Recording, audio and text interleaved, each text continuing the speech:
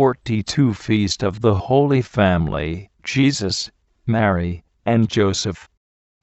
First Sunday after the Epiphany. Presence of God, I beg the Blessed Virgin Mary to allow me to enter in spirit the humble home at Nazareth, to contemplate Jesus' most admirable life there. Meditation 1. On this day, for the last time in the cycle of the liturgical year, the Church invites us to contemplate the mystery of Jesus' humble, hidden life. A feeling of close intimacy and tenderness characterizes this feast, and is expressed in the liturgy of the day. It is good for us to recall the little home at Nazareth, and the humble life of those who lived there. In it, Jesus learned Joseph's humble trade, and grew in age, and was happy sharing the work of a carpenter. Let the sweat, he seemed to say, trickle over my limbs, before they are drenched with the torrent of my blood. And the pain of this labor shall go to atone for the sins of men. RB. Let us enter the little house, in the presence of such humility, which conceals Jesus' infinite majesty. Let us repeat the words of the sacred text: Thou art indeed a hidden King, O God the Savior, King of Israel. Ibid. Today's liturgy particularly emphasizes one typical aspect of the humble life of this hidden God: obedience. Although he was the Son of God, he learned to obey. He humbled himself, becoming obedient even unto death. Ibid. From Bethlehem to Calvary, obedience was his companion. The Gospel, LK 2, 42-52, stresses this obedience of Jesus at Nazareth in words which carry for all time the strength of their first utterance: he was subject to them. Let us ask ourselves with Saint Bernard, who obeyed? Whom did he obey? The saint replies, God obeyed man.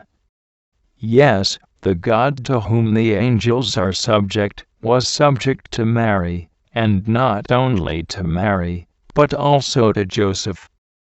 For God to obey a woman is humility without parallel. Learn then, man, to obey, learn. 4th, to be submissive. God subjected himself to men, and do you, desiring to rule others, place yourself above your Creator. 2. Did you not know that I must be about my Father's business? Jesus, who was so humble and submissive, did not hesitate to make this reply to Mary, when she gently questioned him about having remained behind in the temple, without her or Joseph's knowledge, while they in anguish had been seeking him for 3 days. These are the first words of Jesus which we find recorded in the Gospel. He spoke them in order to declare his mission, and to affirm the primacy of the rights of God. When hardly an adolescent, Jesus taught us that God and the things of God must always come first. He must hold the first place in our lives, and we must obey him regardless of all other considerations, even if it means sacrificing the rights of nature and of blood. Yielding to relatives and friends is no longer a virtue, and may even be sinful if it leads us away from the will of God, or hinders its fulfillment. Giving precedence to the rights of God does not imply that we neglect our duties toward our neighbor. Today's feast calls our attention to these obligations, and especially to those concerning our family, natural or religious, inviting us to follow the example of the Holy Family of Nazareth. To this end, the Epistle, Col 3, 12-17, shows us the virtues we should practice. Clothe yourself with mercy, benignity, humility, modesty, and patience, bearing with one another, and forgiving one another. Colloquy. O Jesus, how I love to contemplate you, as a child, in the poorhouse at Nazareth, with Mary and Joseph. Your simple, humble life was just like that of any other child of your age.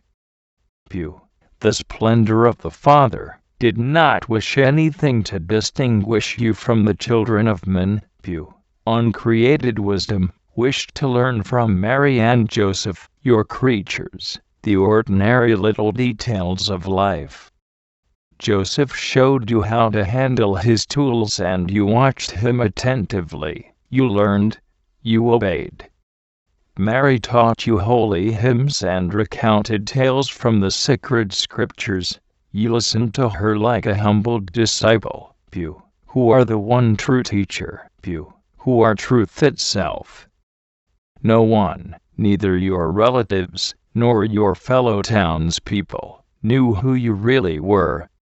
Everyone believed you to be the carpenter's son, and paid no more attention to you, and they would have paid to an ordinary apprentice.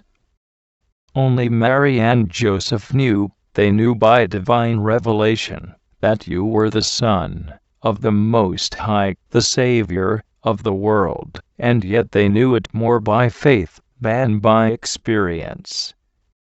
Your ordinary way of life concealed your majesty and divinity from them so completely that when, without their knowledge, you remained among the doctors in the temple, they could not understand the reason for your unusual behavior. That incident, however, was an isolated one. Immediately afterward, you wished to return to the hiddenness of your most humble life. You went back with them, and were subject to them. And this, day by day, until you were 30 years old. O most sweet Jesus, grant that I may imitate, at least to some degree, your infinite humility.